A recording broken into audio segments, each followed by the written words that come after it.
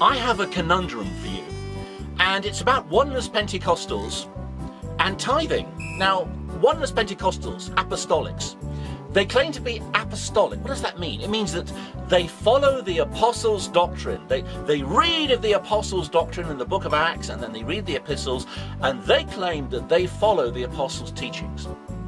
Okay, if that's true, why is it that in so many apostolic churches, United Pentecostal Church International, True Jesus Church, Bible Way Church, Pentecostal Assemblies of the World, they're the four biggest oneness denominations, and they all practice tithing.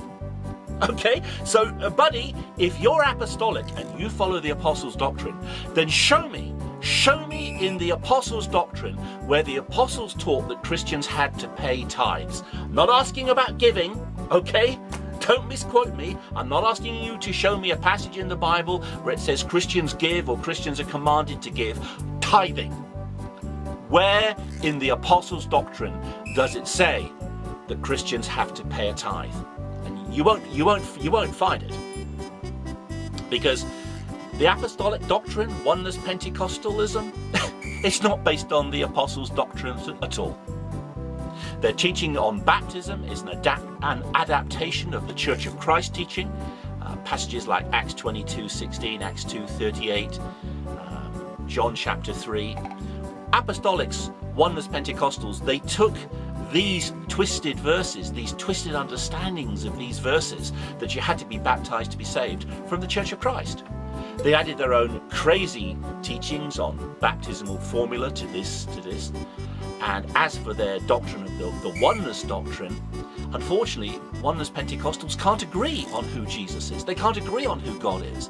Different Oneness Pentecostals have different understandings of who God is and different understandings of who Jesus is. There's no agreement. There's no unanimity amongst oneness groups. No one can agree, because different Oneness Pentecostals have different understandings of who God is and who Jesus is. But to be fair to them, so do many Trinitarians here in Plymouth. The Trinitarian churches are nut jobs, nut houses, because it's the same thing in the Trinitarian churches. People who call themselves Trinitarians, many of them believe in three separate gods, three spirits, three thrones in heaven. Other Trinitarians are modalists. They're oneness. They believe that Jesus is the Father, Son, and Holy Spirit. So religion's a crazy thing, but my question is for Oneness Pentecostals. You claim to be apostolic, then show me out of the epistles where the apostles, anywhere in the epistles, taught that Christians had to pay a tithe. I'd like you to explain that to me, please, because I don't think Christians in the year 2014 are commanded to tithe. And by the way, I've had several debates on tithing, and in my last debate on tithing, which is on my YouTube channel, my opponent renounced tithing and affirmed that I was right and that Christians don't have to tithe. He did that towards the end of our debate.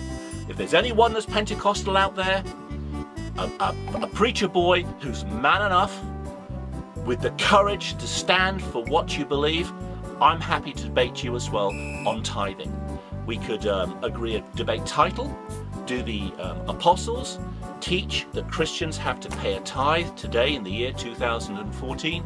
And then we could agree to post an equal number of videos to YouTube, short videos to YouTube, 7 minutes each, something like that. And we post them alternately. Once the debate is concluded, and say we each post half a dozen or maybe a few more, maybe 7 or 8 videos each, then I will download all the videos and compile them into a single video that will look just like a debate, face-to-face debate, and I'll post it to YouTube. Thank you.